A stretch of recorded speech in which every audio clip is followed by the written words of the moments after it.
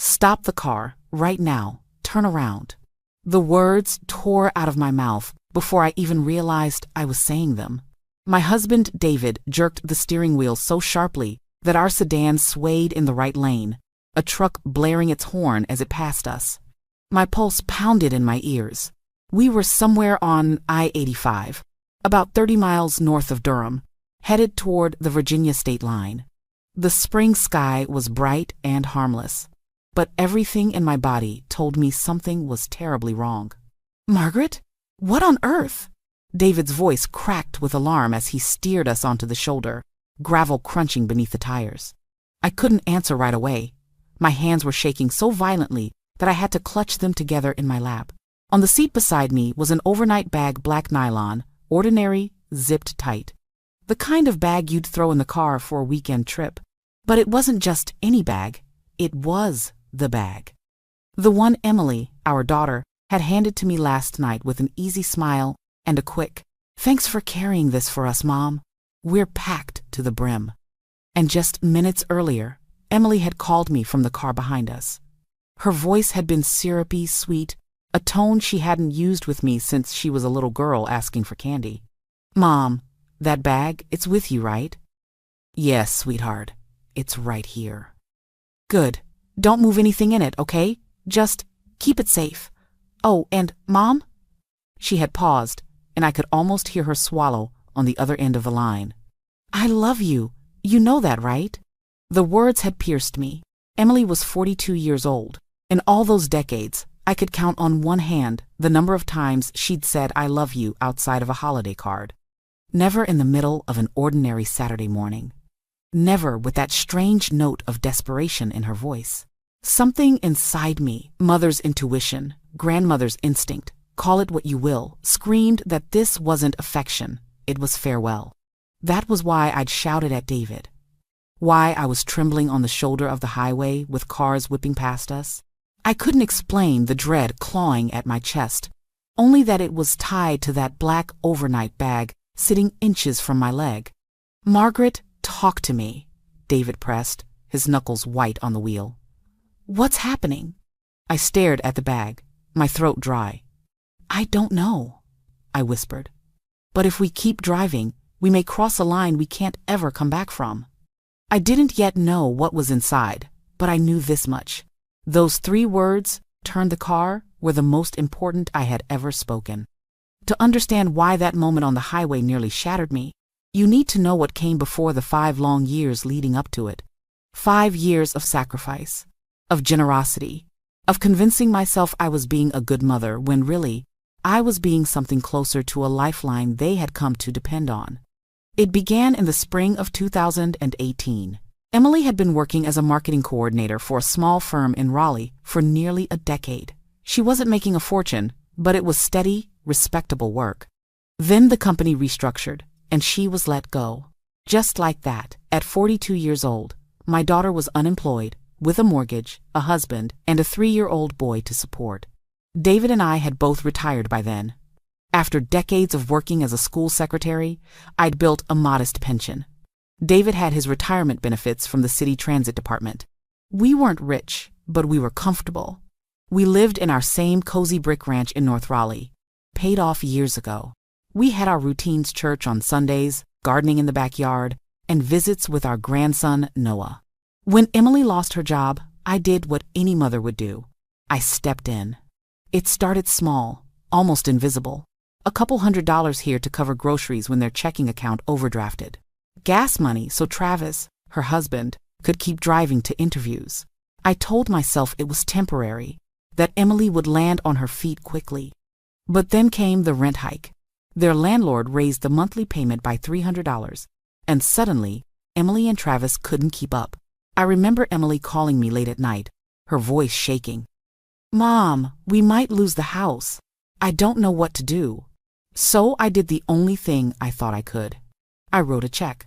That one check turned into another, and another. Soon I was covering more than just emergencies. The car payment, the insurance, utility bills when they fell behind. I even started paying for Noah's daycare so Emily could pick up a part-time job at a salon. Month after month, year after year, I became their safety net. When their refrigerator broke, I bought a new one. When they wanted to host Thanksgiving but couldn't afford the groceries, I filled their pantry. If Travis's old sedan broke down, I covered the repairs. Every time I'd hand Emily a check, she would promise, "As soon as I get back on my feet, Mom, I'll pay you back every penny." She always said it with that half smile, the one that sounded like hope but never quite reached her eyes. Travis, on the other hand, rarely said thank you. He had a quiet resentment about him, as if my help was both necessary and humiliating. Sometimes, when he thought I wasn't looking, I'd catch him rolling his eyes or muttering under his breath when Emily came home with another check from me. But I ignored those feelings.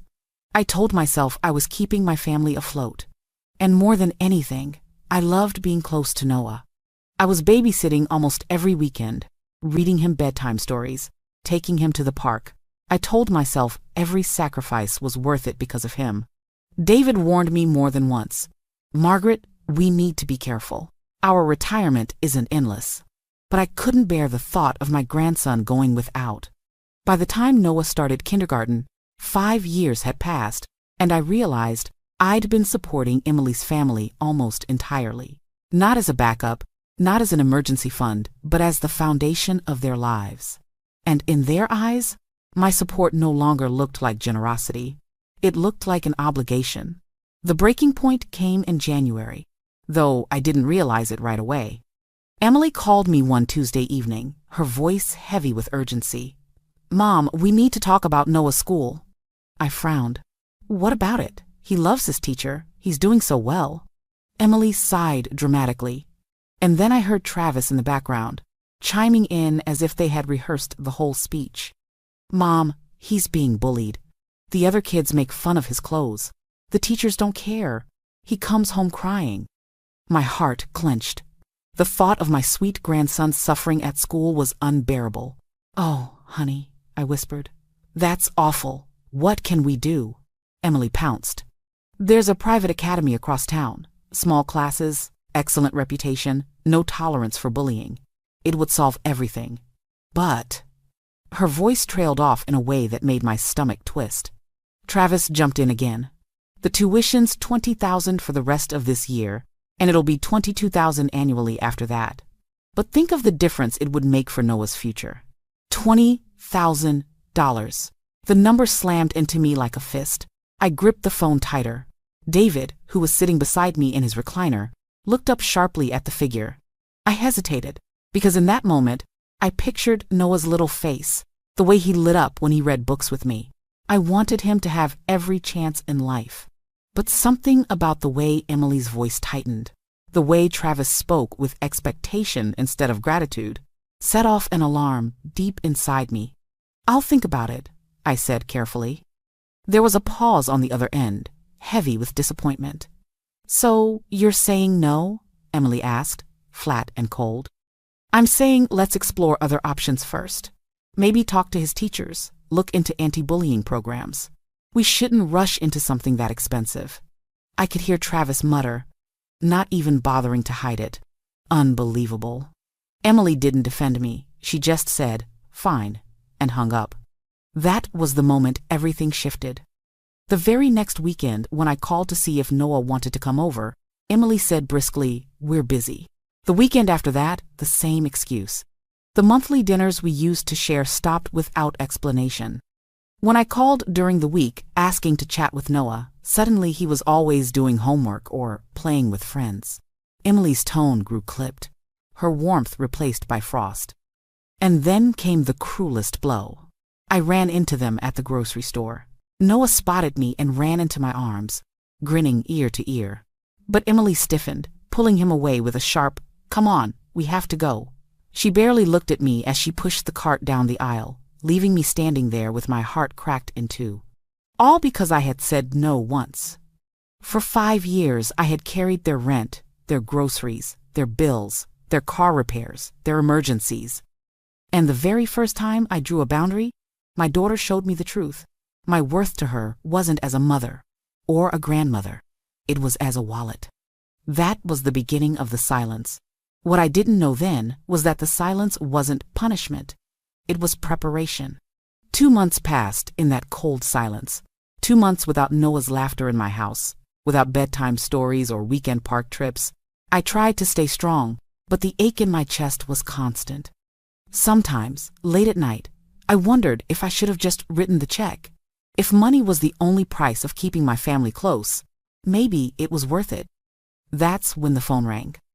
It was early April, a Thursday evening. I picked up and heard Emily's voice, bright and cheerful. Too cheerful. "Hi, Mom. How are you?" "How's Dad?" she asked, her tone bouncing like nothing had ever gone wrong. I froze. Suspicious. "We're fine." "How are things over there?" "Oh, good. Really good. Actually, we've been thinking it's been way too long since we spent some quality time together. We thought maybe a little trip would be nice. Just us, like old times." My heart leapt. After months of distance, was this the reconciliation I'd prayed for? "Where would we go?" I asked cautiously. "There's this cabin near a lake in West Virginia," Emily explained quickly. "It belongs to Travis's cousin. She just had a cancellation for this weekend. It'll be perfect fishing, hiking, family time. You and Dad can ride with us, or maybe take your car if it's easier." David raised an eyebrow from across the room, listening in. Something about the timing felt rushed. Emily went on, almost too quickly.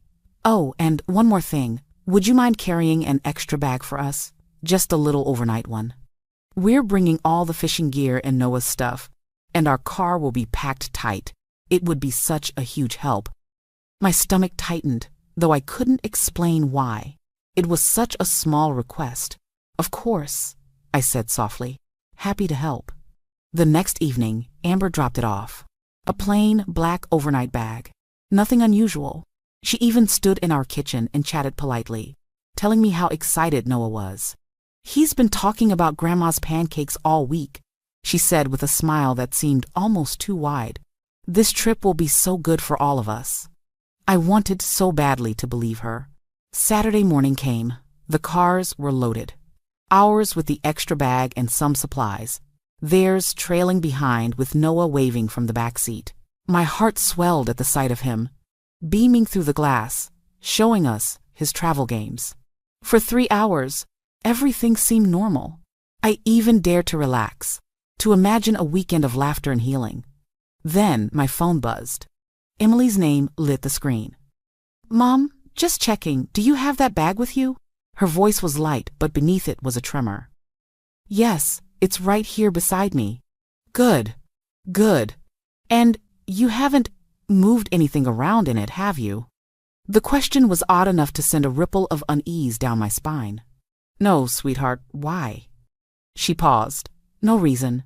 Just keep it safe." "Mom?" Her voice softened suddenly, trembling. "I love you. I really, really love you." The line went dead. I stared at the phone in my hand, my heart hammering. Emily hadn't said those words to me in years. Not like that. Not with that raw edge of desperation. That was when the dread returned in full force, a weight pressing against my chest. I turned to David, my voice shaking. "Pull over. Now." The moment David steered us off the highway, I felt my chest tighten, as if invisible hands were gripping my ribs. The exit ramp curved into a quiet rest stop surrounded by pine trees.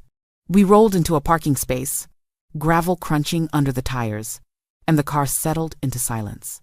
David turned to me, his brow furrowed. "Margaret, what's going on? You look like you've seen a ghost." I didn't answer right away. My eyes were fixed on the overnight bag sitting on the back seat.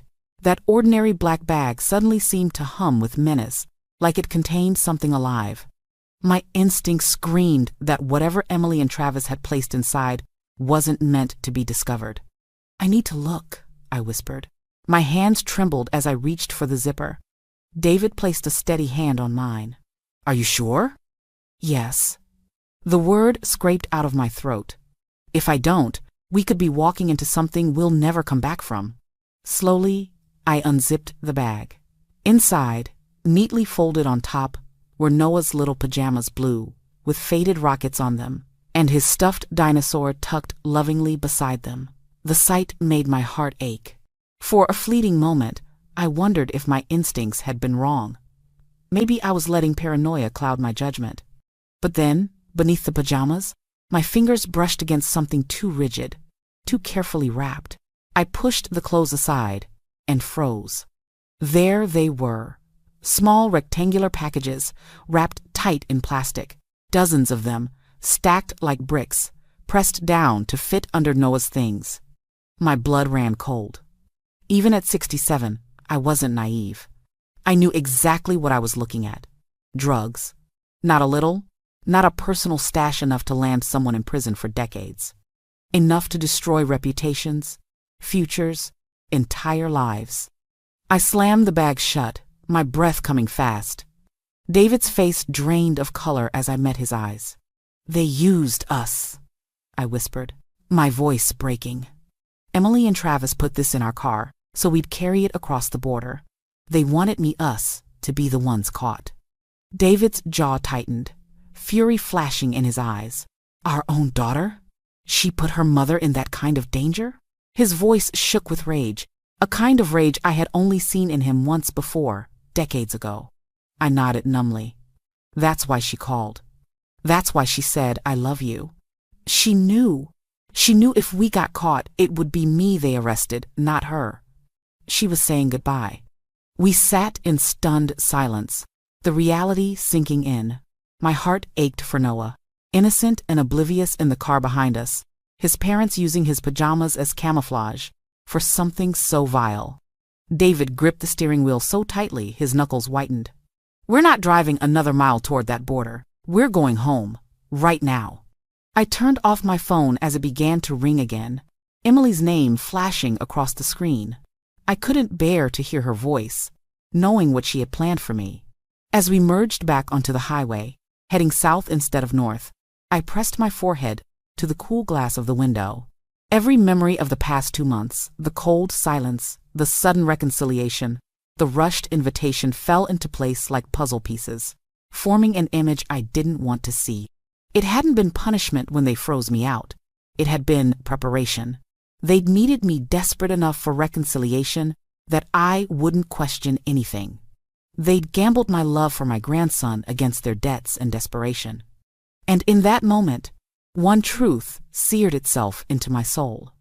The Margaret who had been their safety net, who had always written the checks, who had turned a blind eye to Travis's resentment and Emily's entitlement that Margaret was gone forever. By the time we pulled into Emily and Travis's driveway, my stomach was in knots. The afternoon sun cast long shadows across their porch, and there they were already out of their car, standing with tense, expectant faces. Emily's hand was on her hip, Travis shifting nervously beside her. "Mom, what happened?" Emily called, her voice sharp. "Why did you turn around? We were almost there." I didn't answer right away. Instead, I opened the back door of our car, lifted the overnight bag with both hands, and carried it slowly up the walkway. It felt heavier than it had an hour ago, not because of the weight itself, but because of what I now knew it carried. When I reached the porch, I set it down at Emily's feet. I looked at her, really looked at her, and for the first time in my life, I saw not my daughter, but a stranger. "I know what's in the bag," I said quietly. The color drained from her face.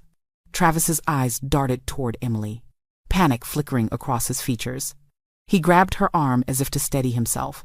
"Mom, I can explain." Emily started, her voice trembling. "No," I cut her off. My voice was steady now, though my hands trembled. "There's nothing to explain. You planned to use me to commit a crime.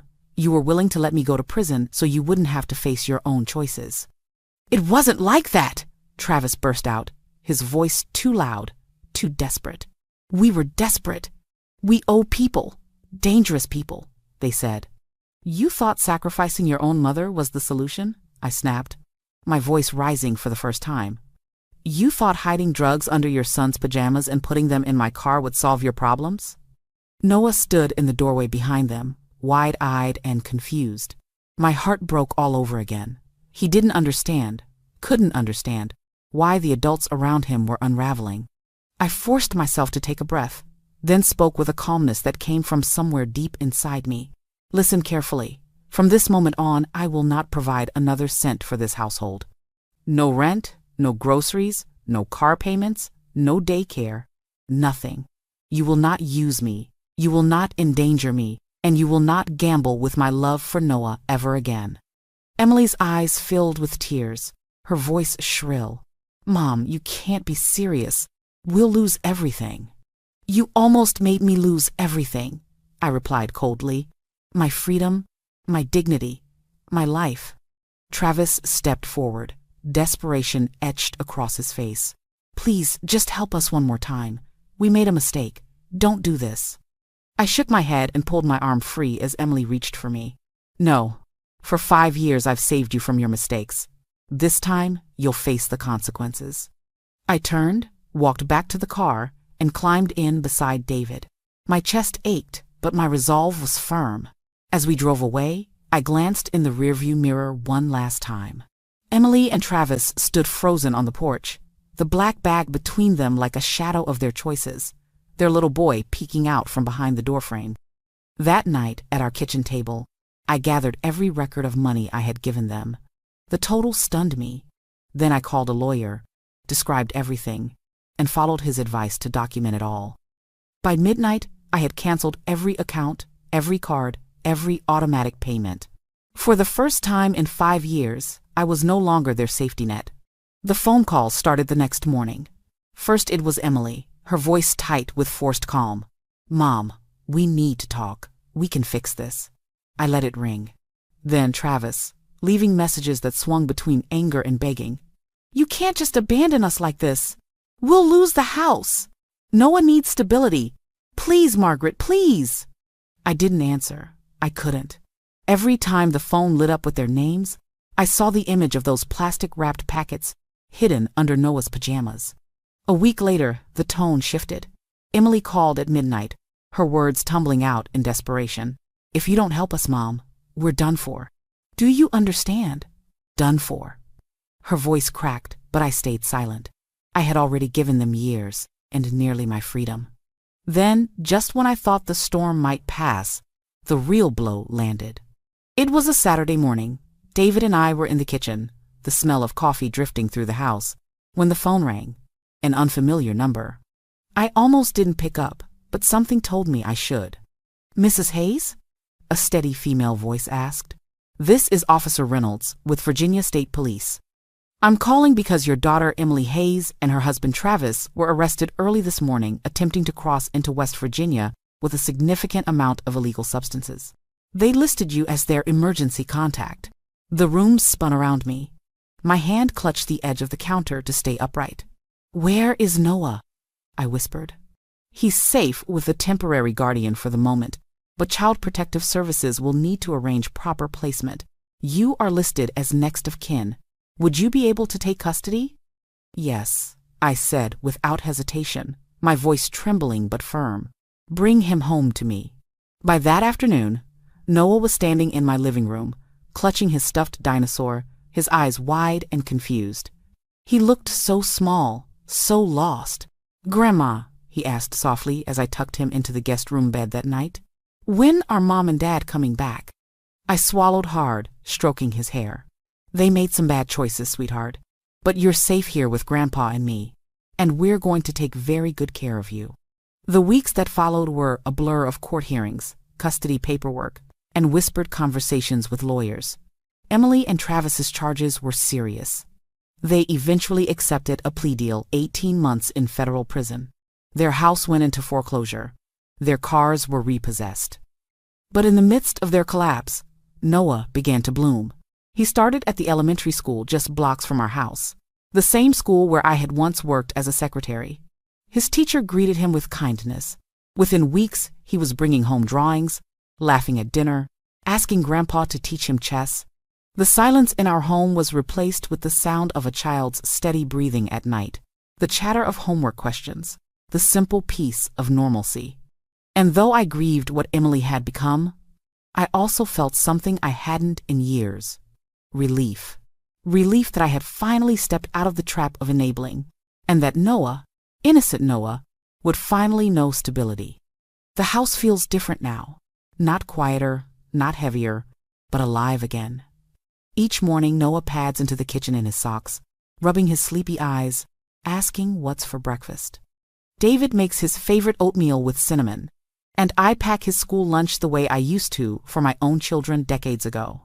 There is peace in the routine, a kind of peace I hadn't felt in years. In the evenings, he spreads his homework across the kitchen table while I cook dinner. Sometimes, I catch him humming softly or telling me little stories about his classmates. On weekends, David takes him fishing at the pond down the road, teaching him patience the way his father once taught our son. And at night, when I tuck him into bed, he sometimes whispers, "I like it here, Grandma. It's quiet." Those words cut me and healed me at the same time. My grandson had lived in the chaos of his parents' poor choices for so long that stability felt like a gift. Meanwhile, Emily and Travis write from prison. Emily's letters are filled with apologies, desperate promises to change. "Mom, I'll be better. I'll make it right. Please don't turn your back on us." Travis's letters, on the other hand, are bitter, blaming everyone else, the system, the economy, even me. I read them once, then fold them away. I don't reply. My lawyer reminds me often, when they are released, they will likely try to regain custody of Noah. We're documenting everything, his progress in school, his healthy routine, the stability of our home. I will be ready when the time comes. Because my duty now is clear. My life is no longer about saving Emily and Travis from the consequences of their decisions. My life is about protecting Noah. Some nights, when the house is finally quiet and I sit alone in the living room, I think back to that moment on the highway. I hear Emily's voice, trembling with that strange, desperate "I love you." I feel the weight of that black bag in my lap, and I realize, if I hadn't listened to the voice inside me, if I hadn't told David to turn the car around, my life might have ended in a prison cell. Instead, I sit here now, watching my grandson sleep peacefully in the room down the hall, and I know I made the right choice. I have learned something I wish I had understood years ago. Love is not writing endless checks. Love is not saving people from themselves when they refuse to change. Real love is sometimes saying no. It is setting boundaries, even when your heart aches. It is refusing to be sacrificed for someone else's mistakes. I still love my daughter. Nothing will erase that. But love does not mean enabling. Love means protecting the innocent. And right now, that means protecting Noah. So, if there's one lesson in my story, it's this. Sometimes the most powerful thing you can say is not, "I'll help you again," but "I love you too much to let you destroy me and your child." And sometimes saying those words is what saves not only your life, but the life of the next generation.